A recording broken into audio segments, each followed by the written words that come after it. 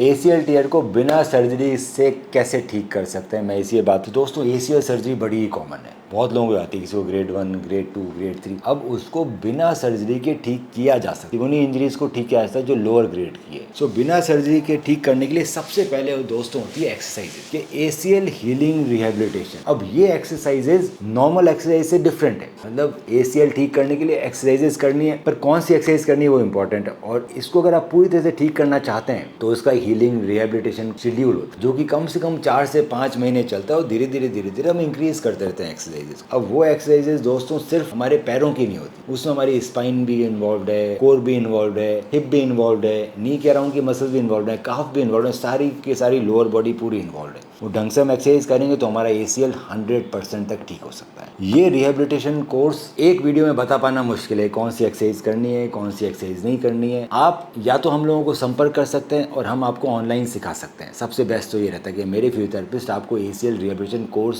सिखाएं। हर वीक हम आपको एक्सरसाइज सिखाएंगे और धीरे धीरे हम एक्सरसाइज बढ़ाते रहेंगे। हम 4-5 महीने तक आपको एक्सरसाइज सिखाएंगे, तब तक आपका ACL हील हो जाएगा। अगर आप ऑनलाइन नहीं लेना चाहते हैं तो आप हमारे YouTube वीडियोस देख सकते हैं, जिसमें हील और ACL एट होम, तो उसमें 4 फेज में एक्सरसाइज है, वो आप एक्सरसाइजेज करेंगे तो धीरे धीरे आपके ACL टीयर ठीक हो जाएगा। इन एक्सरसाइज के साथ साथ अगर मैं चाहता हूँ और बेटर रिजल्ट आए, तो हमारे बॉडी के अंदर जो चीज़ हील करती है वो होते हैं हमारे प्लेटलेट्स और ग्रोथ फैक्टर। कहीं भी चमड़ी में चोट लगेगी, ब्लीडिंग हुई, क्लॉट जम जाएगा, नई चमड़ी आ जाएगी, क्योंकि यहाँ पे खून है। खून के साथ साथ हमारे ब्लड प्लेटलेट्स और ग्रोथ फैक्टर आते हैं जो चीज़ों को हील करते हैं। हमारे घुटने के अंदर साइनोवियल फ्लूइड होता है तो हीलिंग कम होती है, there is no ample amount of blood. So heal करने के लिए हम आपके ब्लड से ग्रोथ फैक्टर बना सकते हैं। ये ग्रोथ फैक्टर है, हम आपके ब्लड से ही ग्रोथ फैक्टर बना सकते हैं। अब ये जो ग्रोथ फैक्टर है ये PRP का थोड़ा एडवांस वर्जन है, मतलब पहले हम लोग PRP यूज़ करते थे, आजकल डॉक्टर्स ग्रोथ फैक्टर यूज़ करते हैं। इसमें PRP को थोड़ा और रिफाइन कर लेते हैं। इसका मतलब ये है कि सबसे पहले PRP बनती है, फिर PRP को हम अलग वायल में डालते हैं, तो इससे हम ग्रोथ फैक्टर सेपरेट आउट कर पाते हैं।